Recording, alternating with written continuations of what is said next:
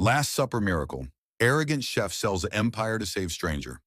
Before we dive into today's story, make sure to hit that subscribe button and give this video a thumbs up. They say a human being can survive 3 days without water, but no one writes rules for how long a soul can survive without hope. Claire Delacroix has exactly 72 hours. Her oncologist carved the number on a calendar page, circled it in red and whispered, "Make them count." She doesn't cry. She curates. Into a small backpack she slips one silk scarf, cream embroidered with tiny swallows. A notebook titled Taste Bud Vagabond, its pages half blank since chemo stole her appetite. A postcard of Paris from a college study abroad trip she had to abandon. An address, ivory, satin, untouched by the laundry tag. Dry clean only, dance often. Claire buttons her coat, steps out into London drizzle, and boards the night coach for the coast, whispering, "Tonight we dine, even if tomorrow never dawns." Brighton's new marvel, Le Cygne Blanc, perches on a cliff like an alabaster swan. Its windows overlook the channel, but its prices overlook nearly everyone. Inside, a chandelier the size of a small car ignites Claire's entrance. She glides, thin but upright, past murmuring diners, settling into a corner banquette. At every table, cutlery shimmers like weaponry. At hers, only a single menu lies, heavy as marble, gold-leafed, bilingual. Meanwhile, at the chef's table, Gabriel Laurent signs autographs on menu covers. 32, Michelin minted, eyes sharp as filleting knives. His investors toast a planned expansion to Dubai. He toasts himself. A waiter pours Claire a courtesy glass of water. The sparkle of the glass belies the tremor in her fingers. The voice in her head times her pulse against that brutal calendar. 71 hours, 52 minutes. She begins to jot tasting notes in her notebook, practicing joy for the first time in months. Then it happens. Gabriel, distracted by laughter, reaches for his linen napkin, and finding none close enough, hooks the snowy hem of Claire's dress. A slick of Bordeaux across the satin blooms like war. Claire's chair scrapes back. The room hushes as if God pressed mute. She stands. Her voice slices buttery silence. "I saved for this dress, monsieur. I did not save it for you." One slap, loud, clean, sends shock waves through champagne flutes. Gabriel's jaw tightens. He peels a thick stack of euros, drops it with a clatter. "Buy 10 more. Now leave my restaurant before I call security." No one moves to escort her. Embarrassment does the job. Claire gathers her things, stumbles past the maitre d'. Just outside the door, her vision streaks, knees buckle. She folds to the pavement like a marionette whose strings have snapped. Sirens tunnel through the night. At the A&E, Claire's chart bursts red on every line. Stage 4, DNR declined. Comfort measures inadequate. Gabriel paces. Paperwork demands a witness. Liability fences him inside fluorescent misery. He mutters, half prayer, half curse. She orchestrated a fainting spell, publicity stunt. You'll see. Dr. Isabel Ruiz, 50 plus, Caribbean accent still lilted after decades in the NHS, wheels around. She's orchestrating nothing except her own death. You, however, are conducting an orchestra of ignorance. The doctor flips the monitor. Tumors glowing like constellations. Try faking that. The chef's arrogance sloughs off. What remains underneath is a boy from Marseille who once sold bouillabaisse on the docks to pay for his little sister's morphine. She had leukemia. She died in winter. He swore never to feel powerless again and built an empire of control. Now powerlessness drags him by the throat. Claire wakes beneath harsh bulbs, drifting between lucidity and morphine. Gabriel sits, jacket folded over his knees. "You again? Did you come to finish the humiliation?" "I came to ask forgiveness, and to bargain." "Forgiveness? Try time travel." "Bargain." Her laugh is a cough. "Tell me one thing I can do to make amends." "Bring me the dinner you stole, French, exquisite, and share it with me, like you can actually taste it." She expects refusal.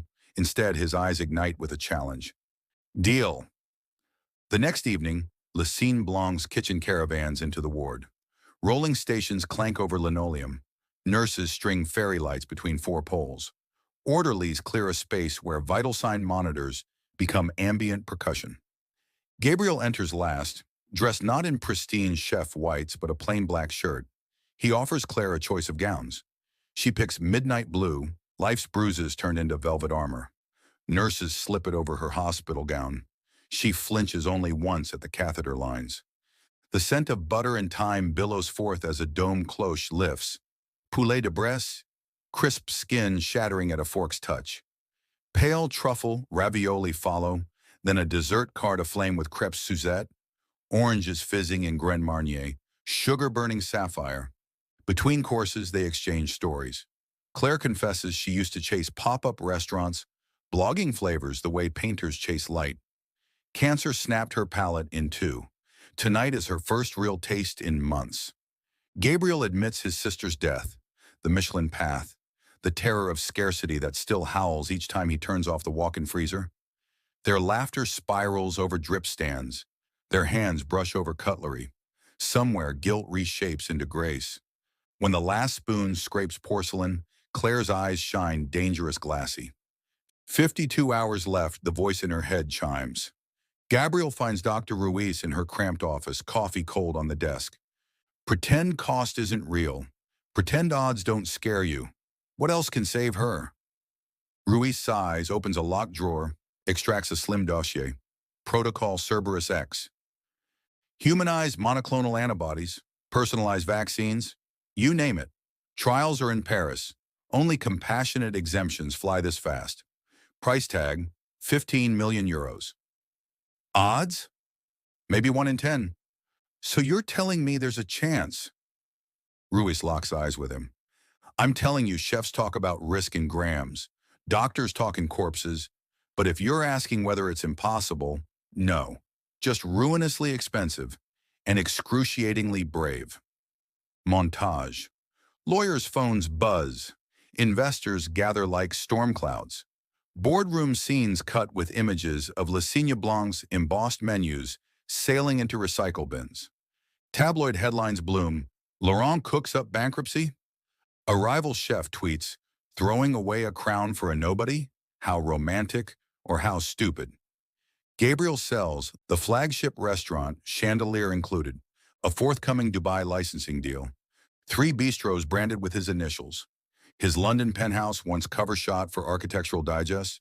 When the smoke clears, he owns nothing except his grandmother's cast iron skillet and an all-cash receipt with a line reading, transfer to Hôpital Saint-Michel, Paris, 10 million euros. Claire's countdown hits 11 hours when she's wheeled onto a medjet, ventilator hissing. Gabriel squeezes her hand, murmuring, "We trade hours for years tonight." In Paris, crimson sky breaks over dawn. Surgeons immerse her in a treatment suite, humming with gene-editing robots and hope. Days blur. Gabriel dozes in waiting rooms, speaks to no one, answers investor emails with apologies and blank spaces.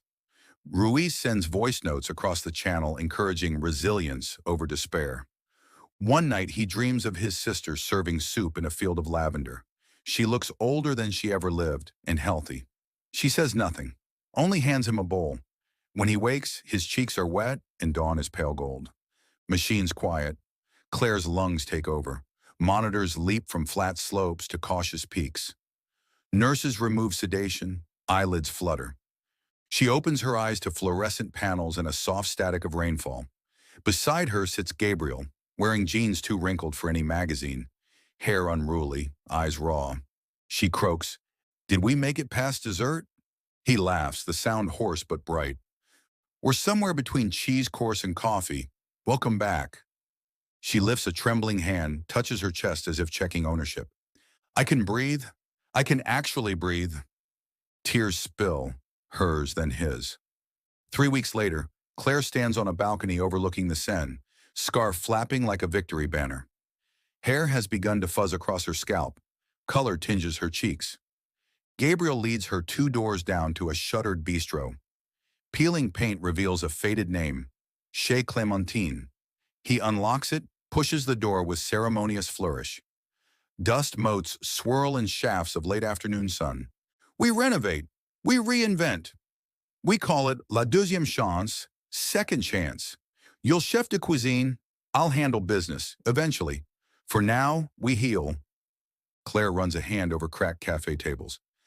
I don't know if I'll ever be strong enough to helm a kitchen. One day at a time. Besides, recipes are just stories in edible ink. You're already an author. She laughs. Sound of cutlery on a plate satisfied clean.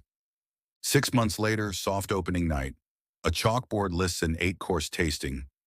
Soupe au souvenir, Marseille seaside broth, ravioli récupération, truffle crème tribute, poulet renaissance, salt crust hommage, sorbet de silence, palate cleanser to the past, éclair espoir, vanilla and second chances.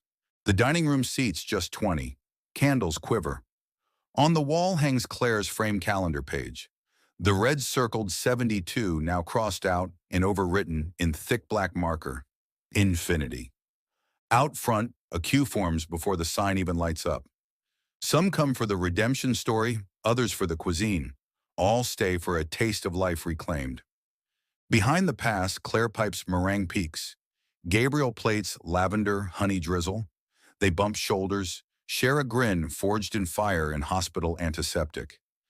3 days left to live became 300 reasons to fight, 3 million ways to give, and one small bistro where every course is a resurrection.